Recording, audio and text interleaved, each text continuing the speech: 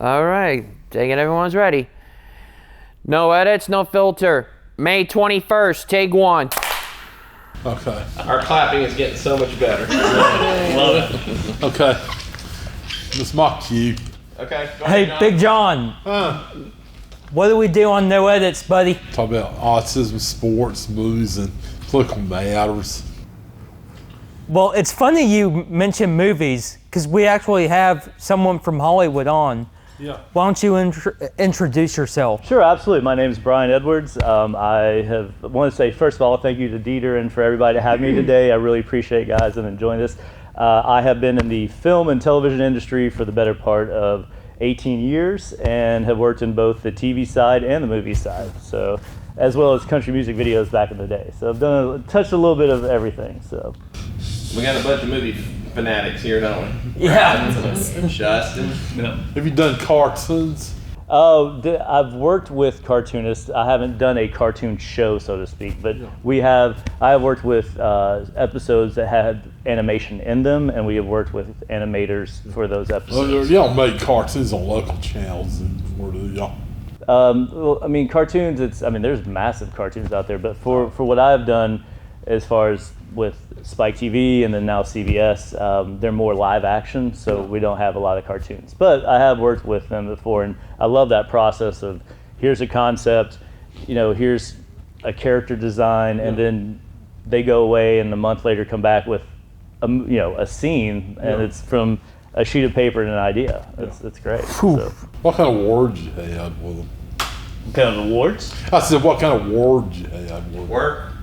Words? Words? So everything, and I think we were talking about this earlier, everything starts with a script. I can't do what I do, the camera guy can't shoot, the sound guy, nothing, everything starts with a piece of paper and words on it. Like somebody has to write out, this is what the story is, this is what this is the scene, this is the story that we're trying to tell is this. And then you take those words and then disseminate out, and everyone goes and makes a film or a show or whatever. But yeah, it all starts with a script. Absolutely.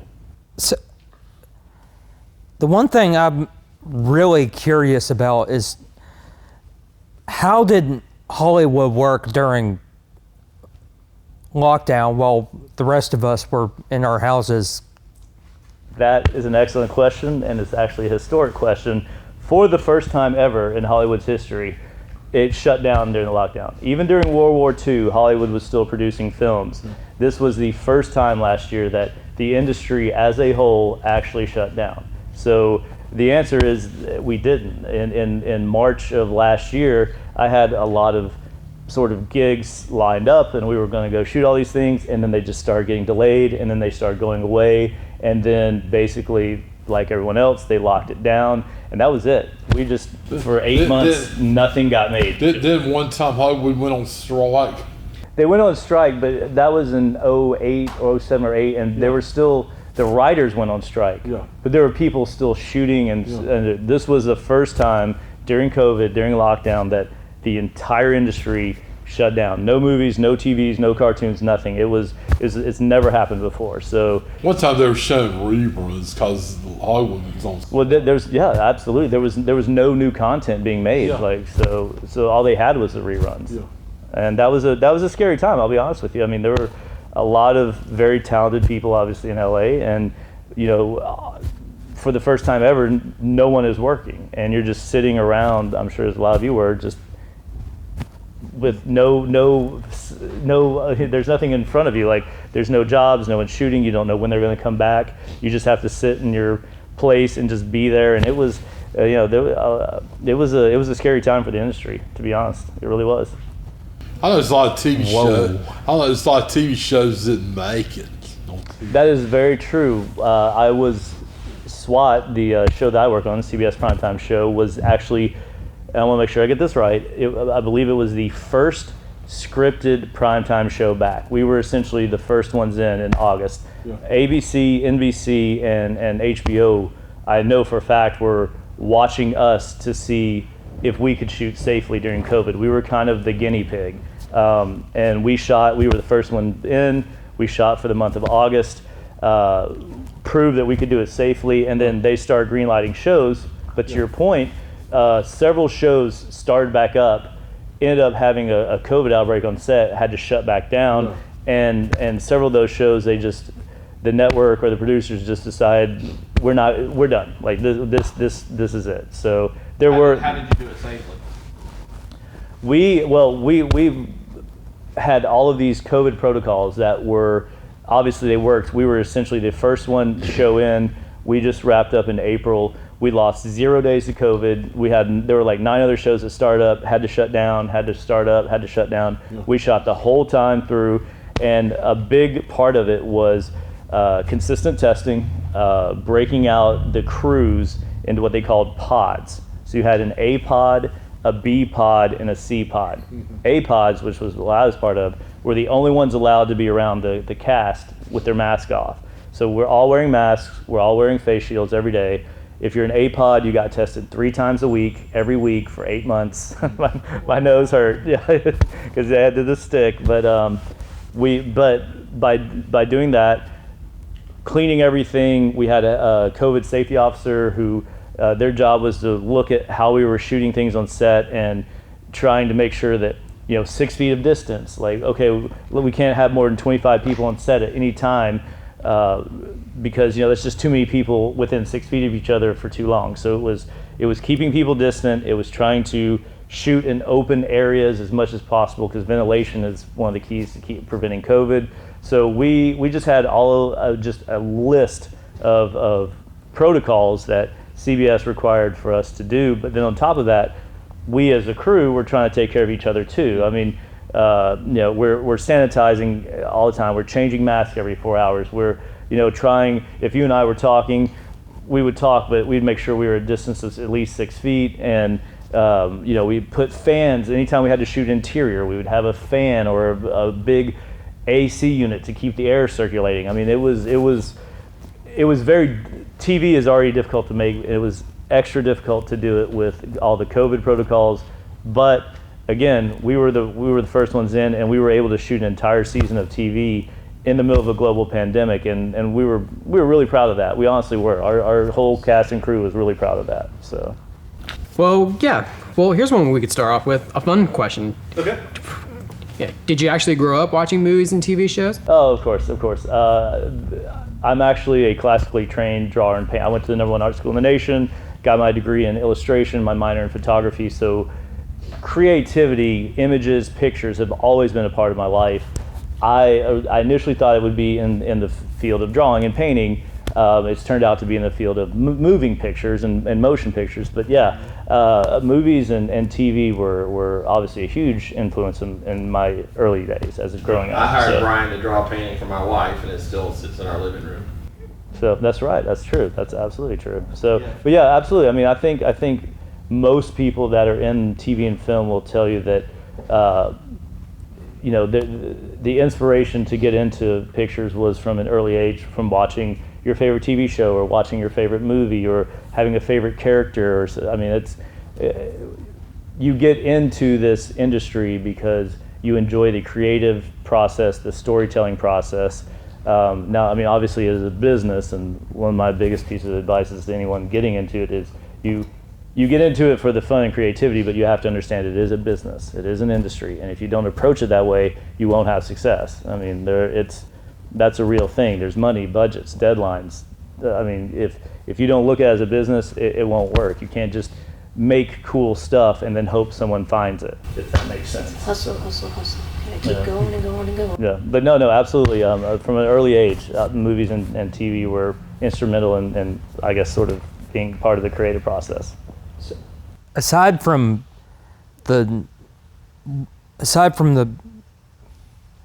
now infamous, this was shot with COVID protocols, is there any way we can definitively tell when the show is actually airing that it was shot during COVID? No, actually, that was something that's a great question. Thank you for asking that. Well, that was something that we really worked hard on, and the writers, the directors, and we really tried to make sure that our show didn't look like it had been shot, because there were all these extra restrictions. we still wanted to feel big. We still wanted to be action. We still wanted to have stunts. We still wanted to have car chases and explosions. And these were all things that they had done in prior seasons, and we wanted to keep that. We didn't want it to be something where you looked at and you're like, oh, obviously that's COVID. Like, they shot that during COVID. Everyone's wearing a mask, and there's no stunts. And we really took pride, and we really worked hard in trying to create a season 4 of SWAT that did not look like it had been shot during a global pandemic. It looked like every other season. So that's funny you said that. That was actually a focus of ours, was because there are other shows that I can look at and can tell, oh, they definitely were shooting that during COVID. Because, like, for example, you can, when John was saying Shark Tank, I was like, you can definitely tell there were episodes of that show shot during COVID. Sure, for sure. Because the sharks are physically distanced.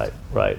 Well, that goes back to part of the testing and part of the just the rigor, the way we had a very rigid set of guidelines as far as, when the talent could take their mask off. I mean, it was, they had their mask on basically till right at roll camera, roll sound, mask comes off, shoot the scene, immediately mask is on, and then I'm part of the AD department, the assistant director department. Like, what we did is to immediately, part of my job was like make sure that I got the talent and got them offset and away from everybody. So that way that we're the exposure was as little as it possibly can. Have everything set up, talent, the cast walks in, we shoot the scene, masks go back on, cast is out, and we try to, and then the A pods, if we were on a soundstage day, so if we're in here and we're shooting all of the headquarters scenes interior, A's come in, do everything we do, A pod leaves, B pod comes in and does everything they do, they leave. And so again, trying to do as much as possible, keep people away from each other.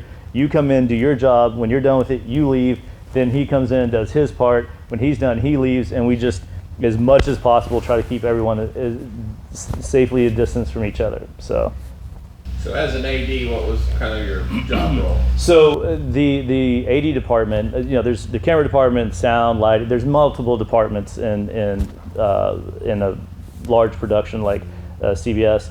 The AD department is actually the department that runs the set. Everyone thinks that the director is sitting behind monitors, watching the scenes, making sure they're getting the angles they want or whatever.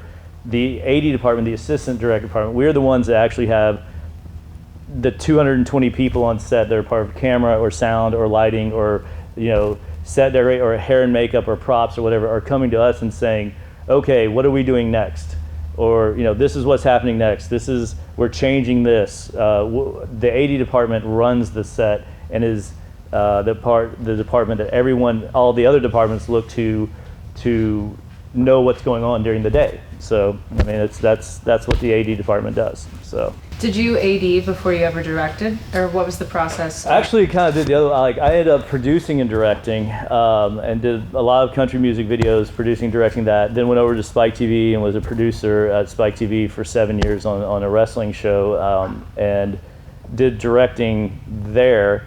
And then when I moved to LA a few years ago, I wanted to get into film, and obviously, LA's the hub. It's big. You don't just walk in and be like, hey, I'm directing, guys. You have to move your way up. So being in the assistant directing department is how you sort of build your reputation to get into directing. So it's just, it's LA. It's it's the big fish in the ocean. Like a lot of talented people out there, a lot of creativity. You don't just get to come in and be like, hey, I directed over here, I want to direct this. It's not how that works. So What brought you to Hollywood? Like, what brought you to do all the work that you do now? Like, did you always want to do that, or did you want to do something else? Because you mentioned I guess it was kind of to be honest, it was a dare to be great moment. Spike TV was very good to me. You'll never hear me say anything about it. They traveled the world, got to meet a lot of cool people and do a lot of cool things.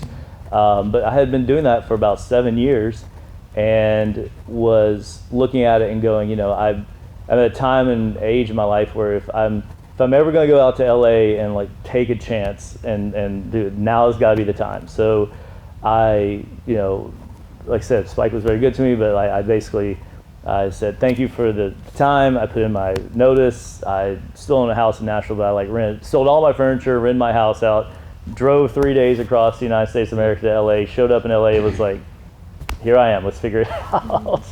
And then was fortunately blessed or lucky or whatever you want to call it, and started getting into movies. But I just, the opportunities, you always, in this industry, I mean, you need to always be looking for opportunities.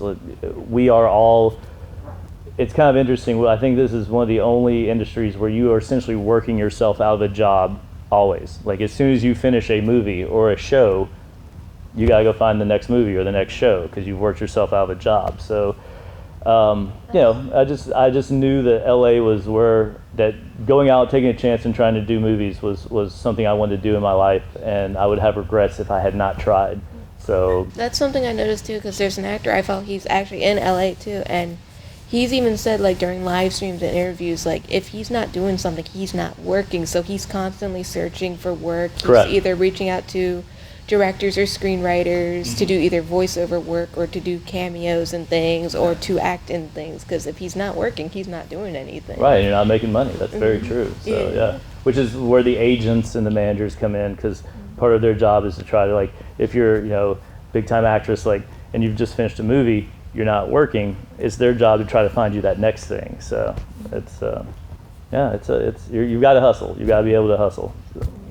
We just finished season 4 of SWAT. That's 18 episodes. So the last episode, I believe, actually airs next week. And when that episode airs, that would be the last one for that season. So, we basically, June and July and August, there won't be any new episodes because we will start shooting the season 5 of SWAT in August. So, and then there'll be a couple of months delay because even though we started shooting in August, it'll be September before the first one gets edited. Because you're seeing the process. You shoot, then you have to edit, then you have to. I mean, there's a whole process to it. So even if we start shooting in August, you're not going to see the first new episode of SWAT season 5 until September or October. So. Yeah.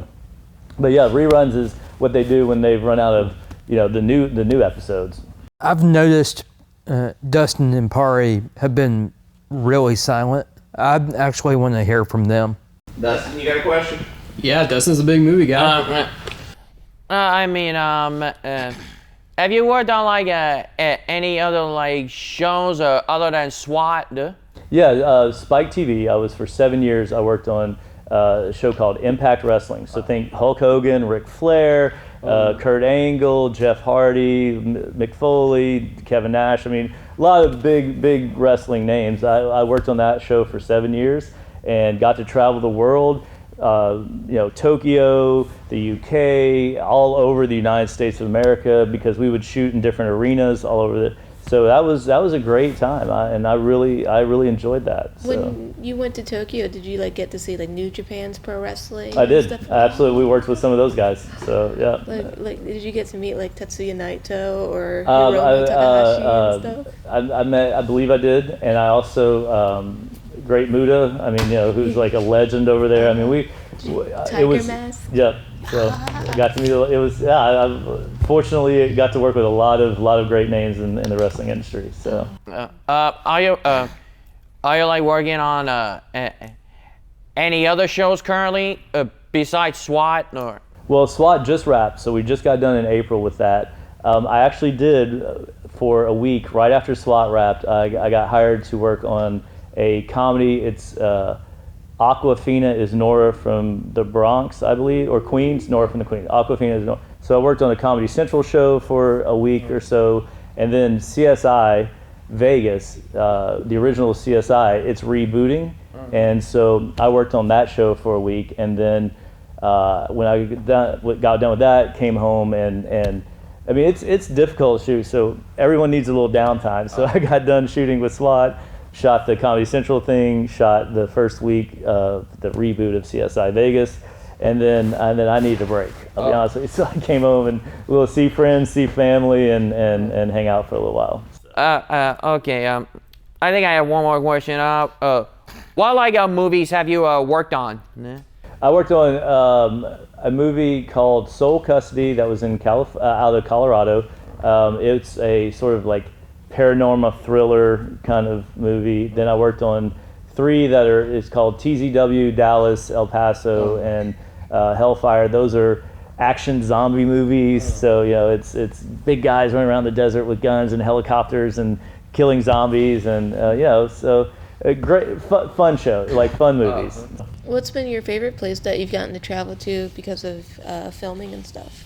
It'd have to be Tokyo. It was the energy, the city, the people. It was just, I really enjoyed making TV in Tokyo. That was fun. The UK was great. We had great fans in the UK as far as wrestling fans, and every year we would fly into Dublin, go from Dublin over to Glasgow, go from Glasgow to Edinburgh to Manchester to London, and we'd finish this sort of week-long tour in London at the Wembley Arena, and it was just those are just really good memories too of sort of 5 minutes before the show, like looking at the curtain, seeing a sea of 20,000 people like losing their minds. The lights are going, everyone's hyped up, the pyro starts kicking off. I mean, Tokyo and the UK, I really enjoyed making TV over there. So Yeah, question. Yeah, when it comes to filming locations, how exactly do you find them?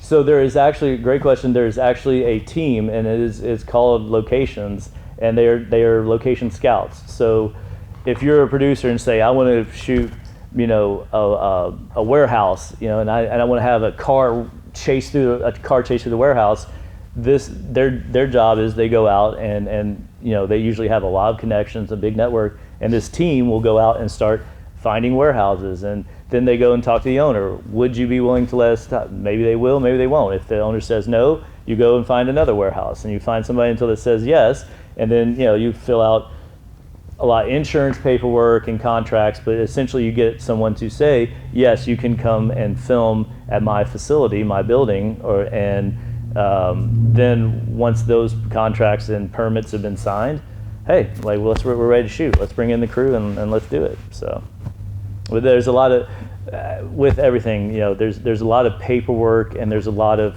what's called pre-production before you and I actually show up on set and go shoot a scene. There's been a whole bunch of things have happened before that for us to get the permission to go shoot at that warehouse. So, if that makes sense. Yep, totally. Let's do one more question and call it.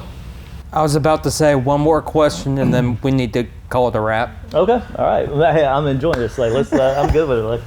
Keep it coming. Sorry. I got one. All right. What is the favorite part of your job, and then how do you spend your time kind of outside of the film studio? Good question. Favorite part of the job is going to be the moments that you just wouldn't have any other way with the entertainment industry. Meaning that sometimes for the season, and I don't want to give too much away because it hadn't aired yet. But for the season finale of SWAT, we shut down downtown LA. Like, we had 6 blocks of downtown LA to ourselves, and it is a unique experience to be able to walk around in the middle of the road in downtown LA and everything is quiet, because that's obviously a very large city, and there's always stuff. To have this sort of, to have LA to myself or to the crews, I mean, those kind of moments, it's like you're never going to have that unless you're in TV. You're never going to be able to shut down downtown LA. You're never going to, I wouldn't necessarily have been able to go to Tokyo and go to the Tokyo Dome and make TV in Tokyo had it not been for industry. So I think it's, and this is going to sound maybe a little, but it's the people next to you, because you do end up making family with the crew. You see more than your friends and family during a season. I mean, you are with them 14 to 16 hours a day, and so you come home and you don't really do much during the season. You come home, you crash, and grab something to eat, crash, and you get up and you do another 16-hour day the next day, and you do that for 8 months, and then when you get done, hopefully, you've got a little time and a little money, and you can take some time off and rest and recuperate. But as far as the favorite part of the job, I guess it really is the people that you work with day in and day out that become your family, and it's getting to experience things that most people probably wouldn't unless you were in this industry. So I had an example, like I was shooting for the Denver PD photos, but it was the same scenario, and they're like, what do you want to do next? And we were downtown, it's like, well, I love this alley, and I kind of like this intersection.